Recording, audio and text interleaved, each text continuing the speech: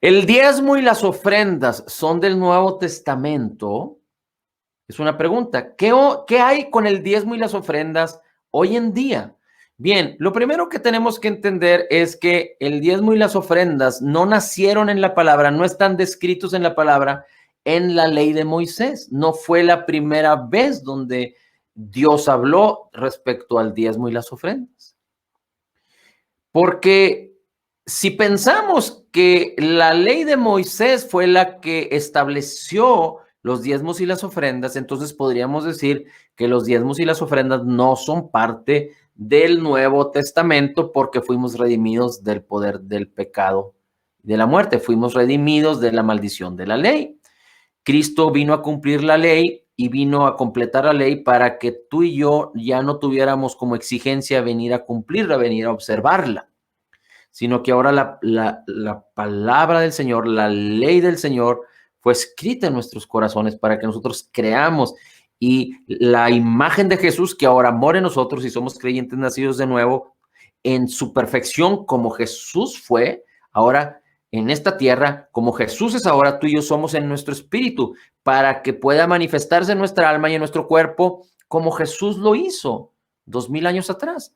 Sabemos que Jesús era perfecto porque en él no se halló pecado, él no hizo pecado y él no conoció pecado, pero nosotros aspiramos, movidos por el Espíritu Santo, guiados por el Espíritu Santo, enseñados por la palabra, porque la palabra tiene poder en sí misma, a caminar y andar como Jesús anduvo, a caminar en la sabiduría de Dios.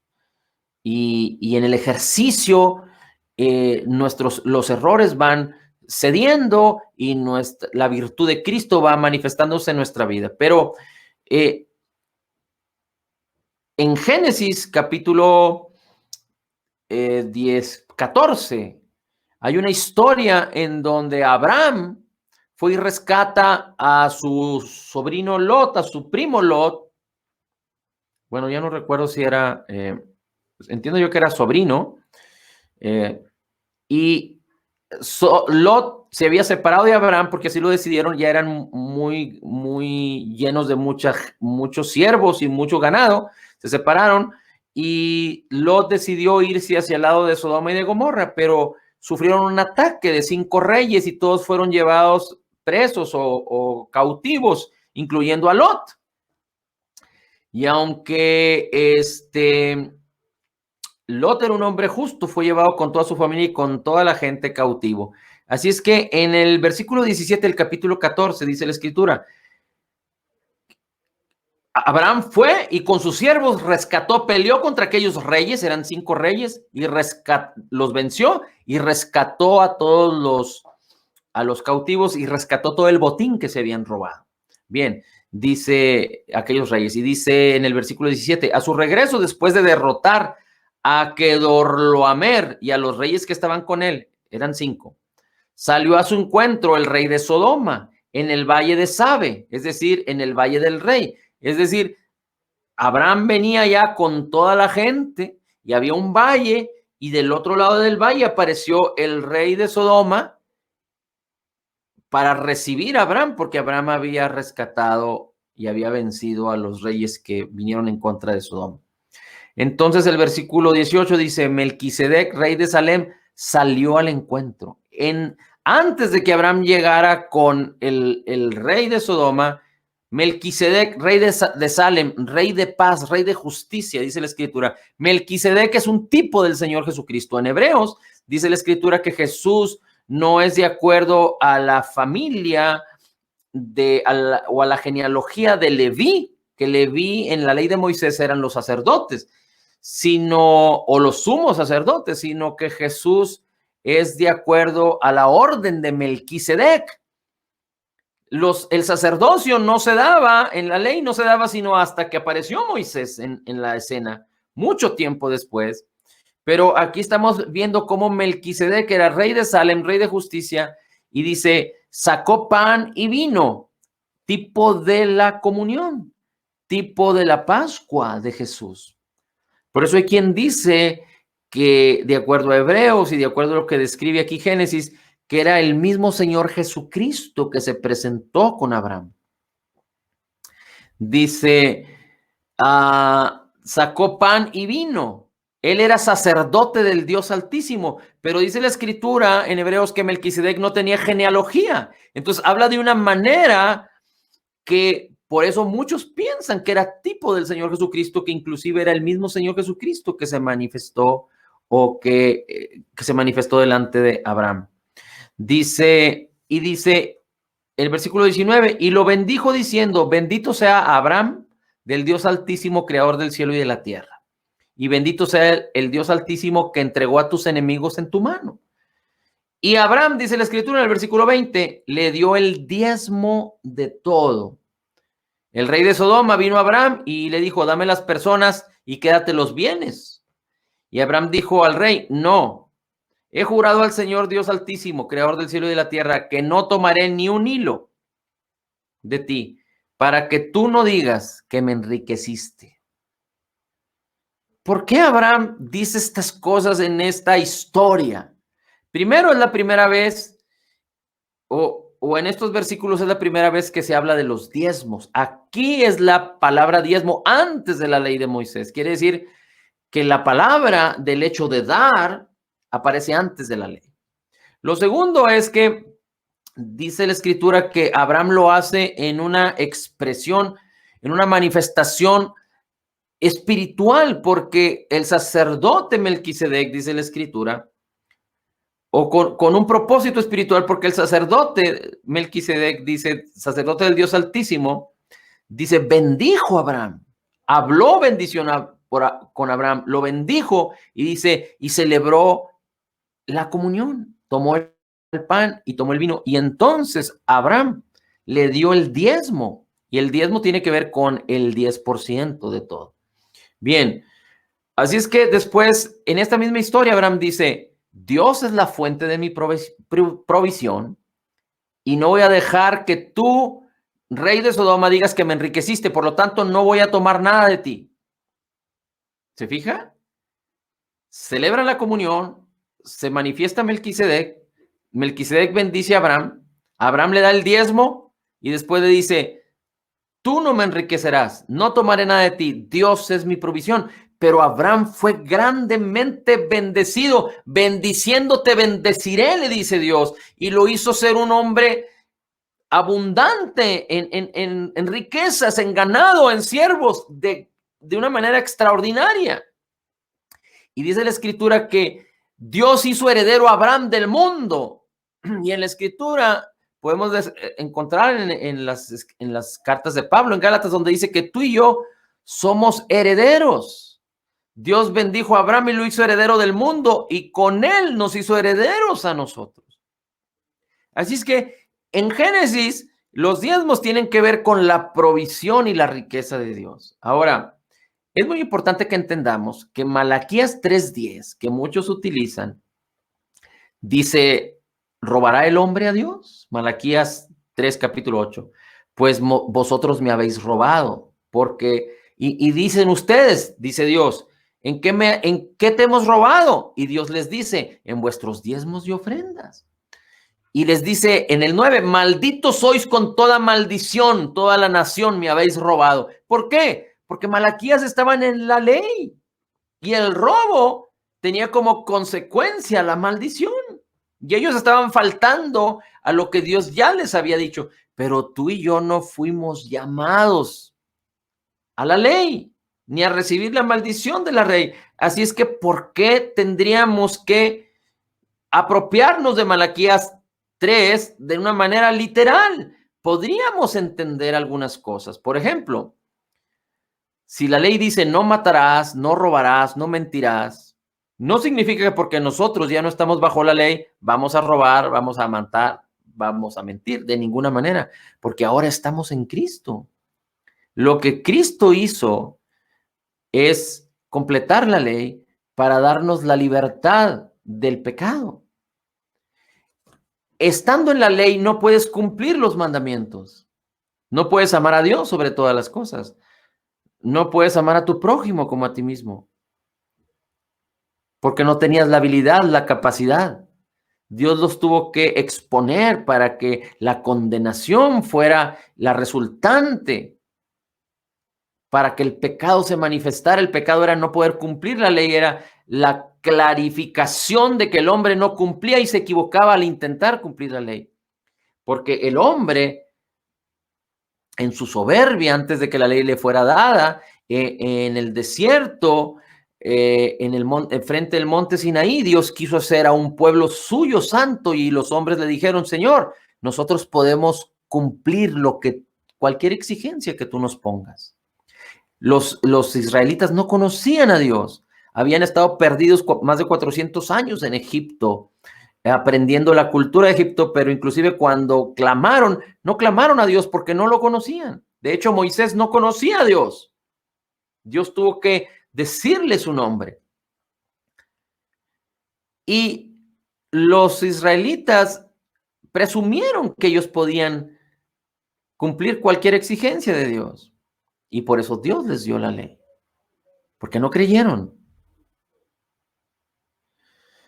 Y la ley vino a manifestar que el hombre era pecador para que el hombre se sintiera condenado y entonces pudiera aspirar a ser salvado. Por eso hacían sacrificios y por eso la sangre de los sacrificios de animales cubrían el pecado mientras viniera el Cordero de Gloria que iba a redimir completamente el pecado de todos los hombres. Bien, pero en Cristo fuimos habilitados para amar a Dios, porque podemos amar a Dios porque Él nos amó primero. En Cristo podemos amar a nuestro prójimo porque Él nos amó primero para que nosotros podamos amar. Así es que en Cristo todas las cosas de la ley, no como exigencia, pero pueden salir como fruto de lo que ya somos en Cristo.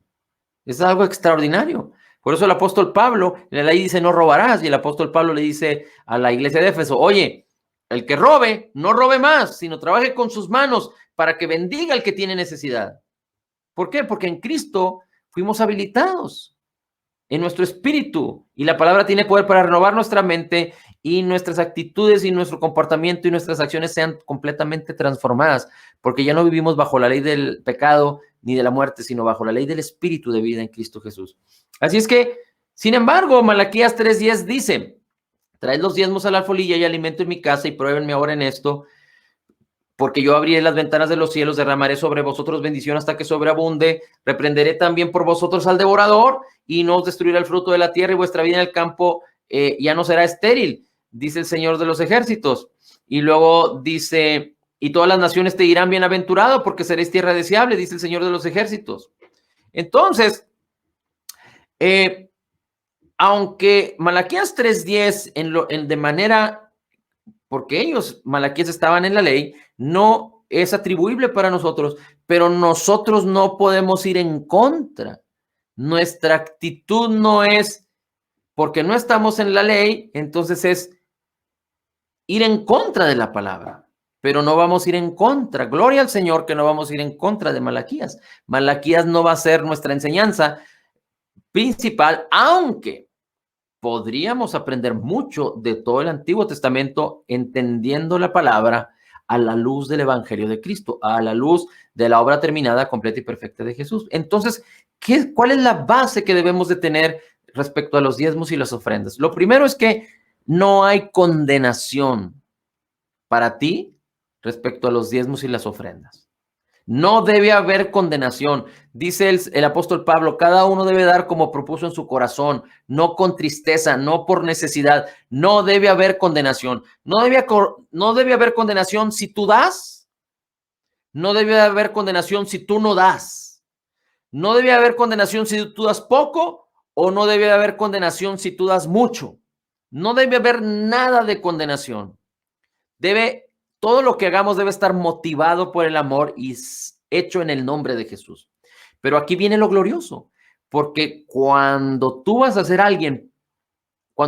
algo por alguien que estimas en gran manera, no haces las cosas comunes. Dice el apóstol Pablo en 1 Corintios 16. Ya no habla particularmente de la ley, pero dice: en cuanto a la ofrenda, dice, para los santos, haced vosotros también, dice, como instruía a las iglesias de Galacia, que el primer día de la semana cada uno de vosotros aparte y guarde según haya prosperado, para que cuando yo vaya no se recojan ofrendas, es decir, que no sean espontáneos, sino que se preparen, es lo que decía el apóstol Pablo. Pero después, si tú y yo leemos Segunda de Corintios capítulo 8, tú lo puedes leer en tu casa después, vas a encontrar que la promesa de gracia del Señor Jesús está dirigida a las riquezas. ¿Recuerdas que Lucas 16 habla de que no podemos amar a Dios y a las riquezas y que somos administradores de su gracia? Así es que, ¿cómo funciona este tema en el Nuevo Testamento? Que nuestras ofrendas, o si tú le quieres llamar nuestros diezmos, no están limitados a la ley de Moisés. Nuestras ofrendas y nuestros diezmos son, si queremos voltear a ver el diezmo como el 10%, es simplemente un parámetro.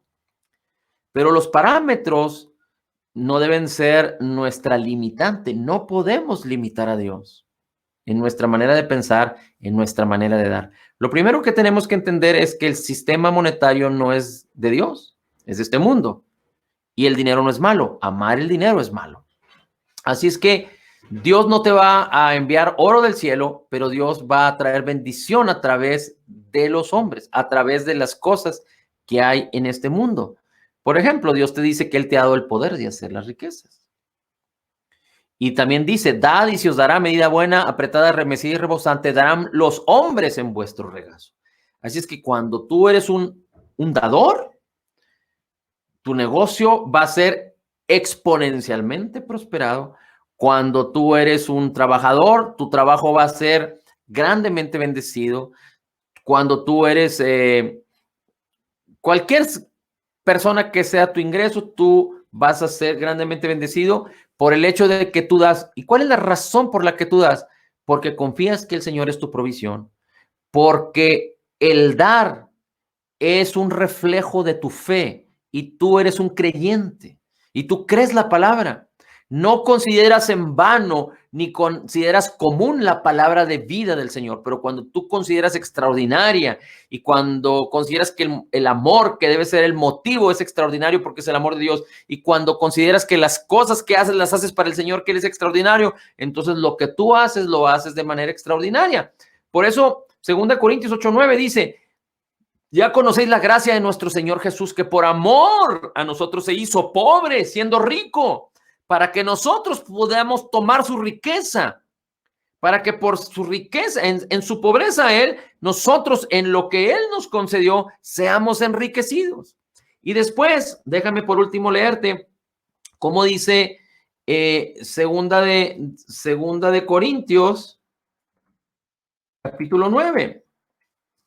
Segunda de Corintios, capítulo 9, habla de muchas cosas muy interesantes. Y una de ellas es que dice la Escritura, mira cómo dice en el versículo, Segunda de Corintios, capítulo 9, en el versículo 6. El que siembra escasamente segará. Dios no te va a condenar. Dios no te va a juzgar, Dios te sigue amando igual, ya no estás bajo la ley, pero es importante que entiendas que si tú no das, no vas a poder participar de la fe en el dar y recibir, no vas a creer entonces en el poder de hacer las riquezas, por lo tanto no vas a tener el fruto de la fe, no vas a poder apropiarte de las riquezas, del poder que Dios te dio para hacer las riquezas. ¿Por qué? Porque estás faltando a la fe, porque no estás engranando en la armonía de la fe. Por eso no es que los pastores, los líderes, los que se dedican al evangelio, cuando hablan de estas cosas de las finanzas y que mucha gente no le gusta, no es porque lo hagan conforme o para sus propósitos, aunque sabemos que hay gente que mal utiliza este tipo de cosas, pero no es lo general en la iglesia del Señor Jesucristo. Pero el apóstol Pablo dice en Filipenses, no es que busque el beneficio de ustedes para conmigo, dice, aunque él estaba agradeciéndoles y bendiciéndoles porque Los filipenses eran proveedores, eran patrocinadores, son los que sustentaban a Pablo. Y Pablo les decía, yo les hablo de estas cosas no es porque busque dádiva de ustedes, aunque ustedes lo hacen para conmigo, pero busco que ustedes tengan cuenta. Entonces, nuestra cuenta respecto a nuestras deudas están en cero por nuestra justicia. Pero ¿cómo podemos apropiarnos del poder de hacer las riquezas si no entendemos y no caminamos y no actuamos en fe en la palabra de Cristo? Dice, el que siembra escasamente segará, y el que siembra abundantemente, abundantemente también segará. Cada uno debe de dar como propuso en su corazón, no de mala gana, ni por obligación, porque Dios ama al dador alegre. Así es que es importante que entiendas algo. Tu prioridad, mi prioridad y tu prioridad en la palabra, de acuerdo a lo que el Señor nos dice, es darle a Dios nuestro dinero. Hay quienes piensan que ayudan a los pobres, que ayudan a esta persona, que ayudan al hermano, que ayudan al tío, que ayudan al vecino, y con eso están cumpliendo. No, no es así. Porque primero es sembrar a los pobres, primero es sembrar para con Dios en el reino de los cielos, y Dios te proveerá toda gracia para que no solo estés satisfecho en todas tus necesidades, para que hagas muchas obras, y ahí está implícito el ayudar a los pobres, el ayudar a todos los que están en necesidad. Pero si a alguien tienes que bendecir y honrar con tus primicias, con tus bienes, con lo primero de tus frutos, es al Señor, porque el Señor es la fuente de tu provisión. Porque cuando tú le das al Señor, honra su palabra, honra su persona y honras la manera en la que Él estableció las cosas para contigo. Él te une con Él. A veces la gente que tiene todavía temor de dar o que no entiende respecto a dar, es bien interesante que pueda comprender por sentido común esto. Si no damos, es porque creemos entonces quizá que el dinero es nuestro. ¿Y cómo entonces podríamos ser fieles cuando hablamos con Dios y que le decimos que le amamos?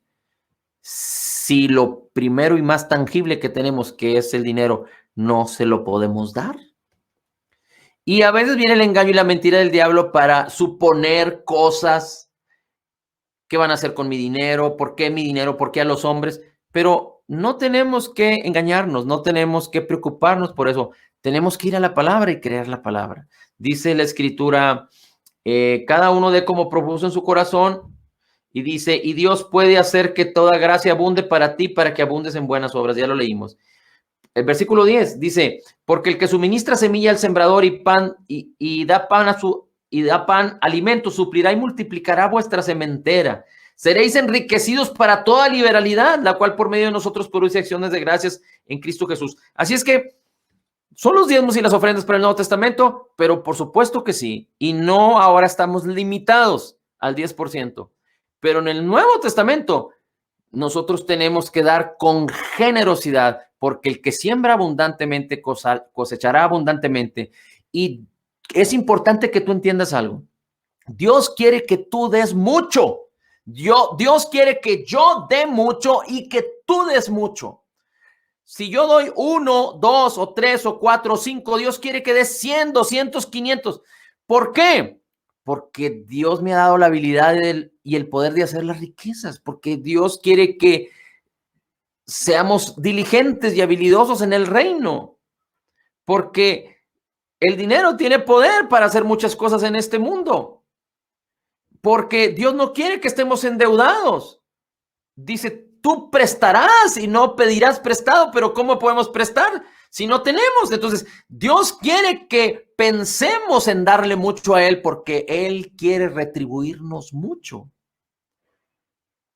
Pero es importante que el primer paso de la fe en todas las áreas de la vida sea no confiar en el dinero, sino confiar en Dios y ser fieles para con Dios en los diezmos y las ofrendas. Por eso los diezmos y las ofrendas no están limitados al 10%. Tenemos que ser generosos en ello, y esto es de acuerdo a la palabra de Dios y esto es de acuerdo al deseo de Dios. Así es que tenemos que aprender a sembrarlo en buena tierra, a bendecir el evangelio, a bendecir, a sembrar en el reino del Señor Jesucristo. y Dios es el que produce en nosotros el querer como el hacer por su buena voluntad. Bien, Padre, te damos gracias por tu amor, gracias por tu bondad, por tu palabra. Gracias, Señor, porque tu Espíritu Santo nos revela y porque tú no nos dejas solos. Tú estarás con nosotros porque nunca te dejaré y nunca te abandonaré, es tu promesa. Señor, confiamos en ti, te amamos y en Cristo somos totalmente perdonados, perfectamente justificados, altamente favorecidos, profundamente amados, grandemente bendecidos, más que vencedores en Cristo Jesús. Como Jesús es, así somos nosotros en este mundo. Somos la justicia de Dios en Cristo Jesús. Amén, amén y amén.